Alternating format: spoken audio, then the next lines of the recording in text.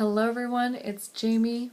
I am here to talk to you about the life and music of George Crumb, and I'm going to be mainly going over his biography in this presentation and a little bit on his musical style, but I'm going to save all the analyzing and scores and all that for in class.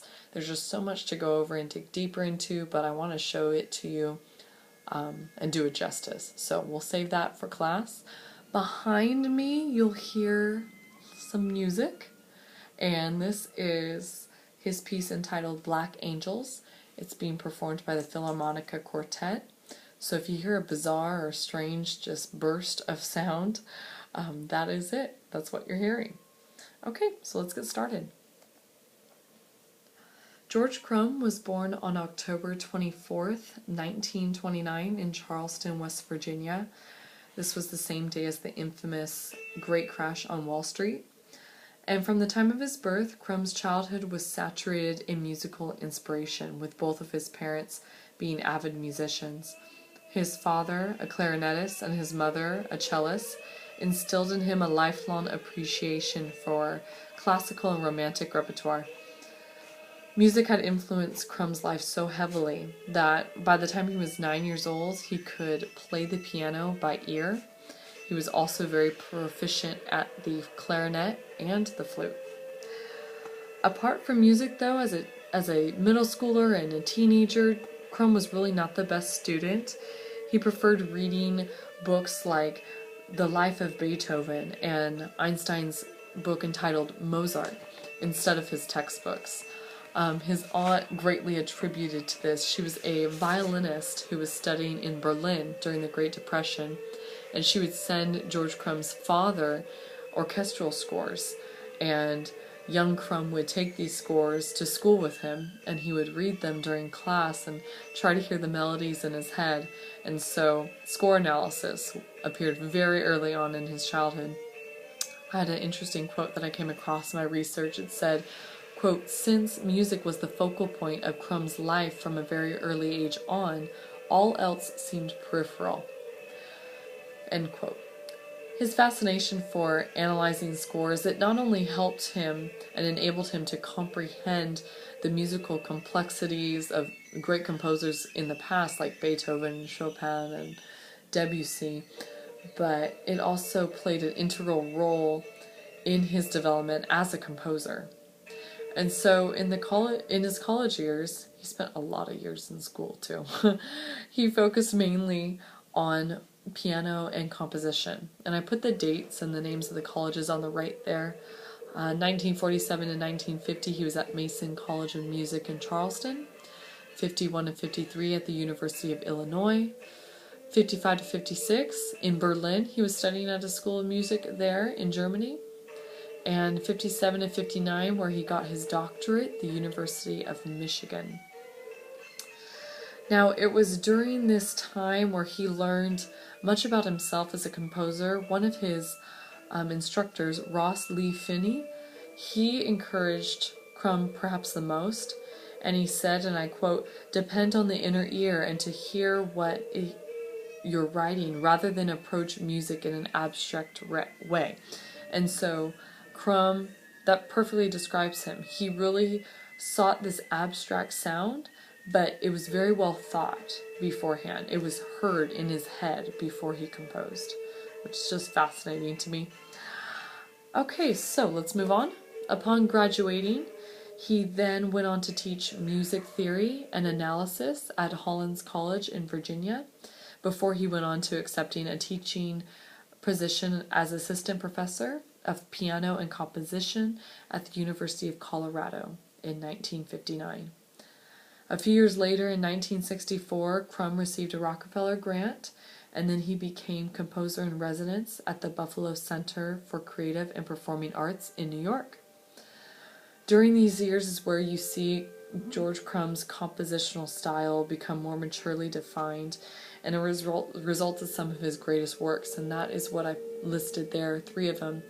First being the 5 pieces for piano, night music, and 4 nocturnes. And I'll have this PowerPoint separately posted as well, so you can click on these YouTube links. but I would highly encourage you to listen to them. And in 1965, CRUMB was assigned a compositional post at the University of Pennsylvania. He was so well respected there, and he really enjoyed his time there, so much so that he stayed there for 30 years, a very long time, before he retired.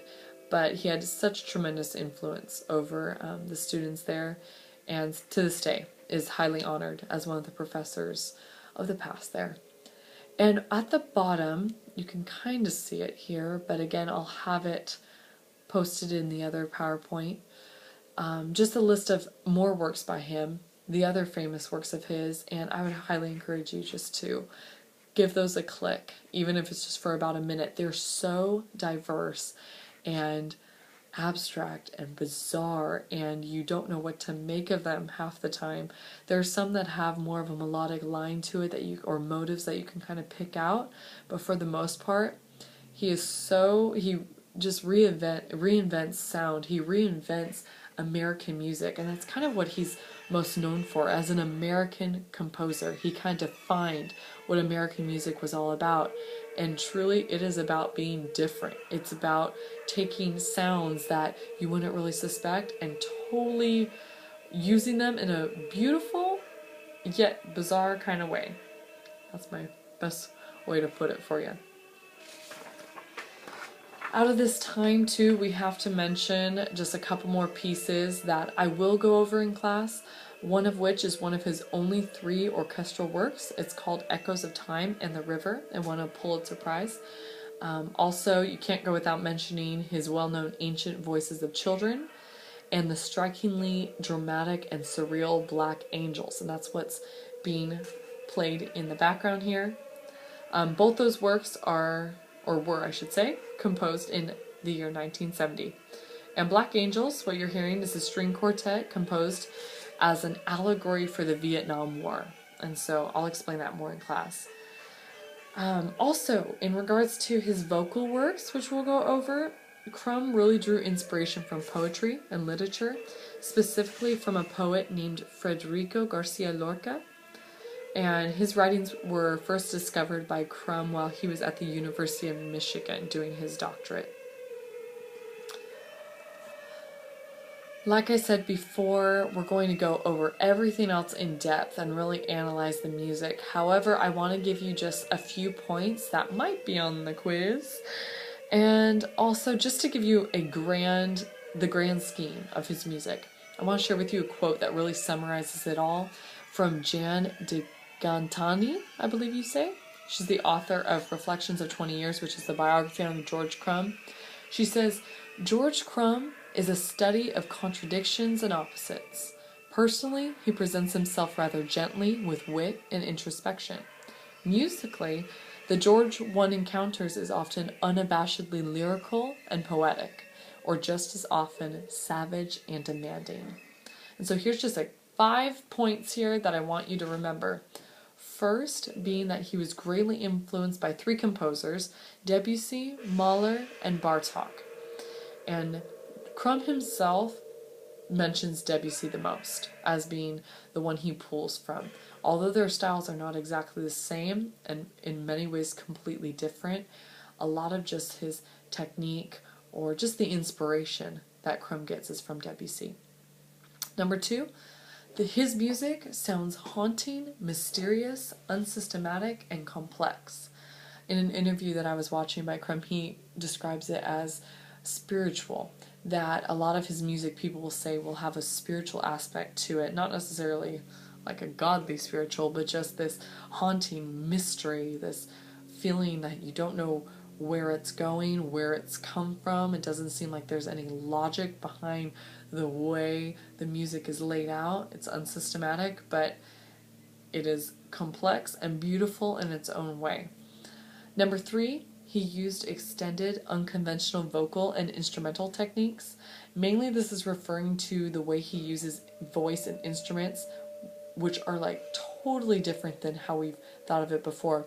We've been talking about even how composers started to use piano, the strings themselves, and so CRUMB does that. He uses mallets on the strings of the piano, or like a cowbell, and he dips it in a big old bucket of water, and that is now a musical sound, and it conveys something. Or the voices will sound like, an animal or an image. And so he just really reinvents the voice. He reinvents instruments.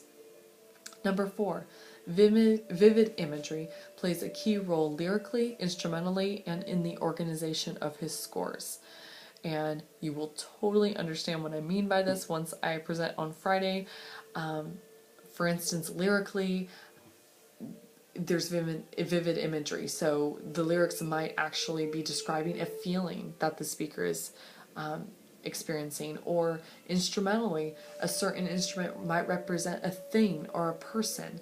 We've seen this before with other composers, just you'll see how George Crumb does it entirely differently. And in the organization of the scores, which is fascinating, a lot of his scores are in different shapes, or in like the shape of a particular image, and it goes along with, let's say, the name of the piece, or the name of the character, or the feeling of the music is represented in how the score is laid out. So that is really interesting. We'll see more of that.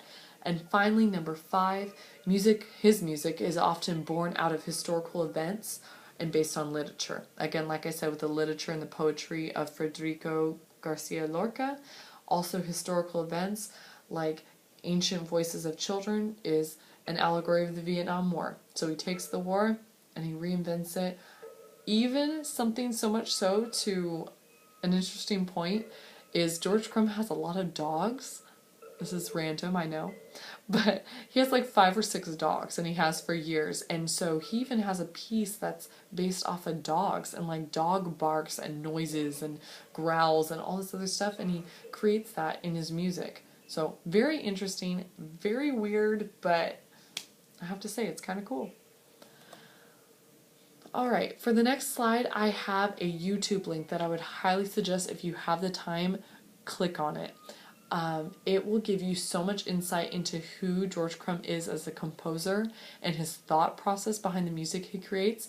That's the cool part about him still being alive, is this was only a couple years ago, and he was interviewed and really just talks about a lot about how he comes to write his music, or how long it takes for him, or where he draws his inspiration. And you'll really get that sense of that old man who seems quiet and gentle, and then you'll hear excerpts of his pieces and just go, wow, where did that come from? So click on that. It's only about 8 minutes long if you get the chance. With that, I say thank you, and I'm looking forward to digging deeper and analyzing his music with you on Friday. So have a great rest of your evening, morning, whatever it is for you, and I'll talk to you soon.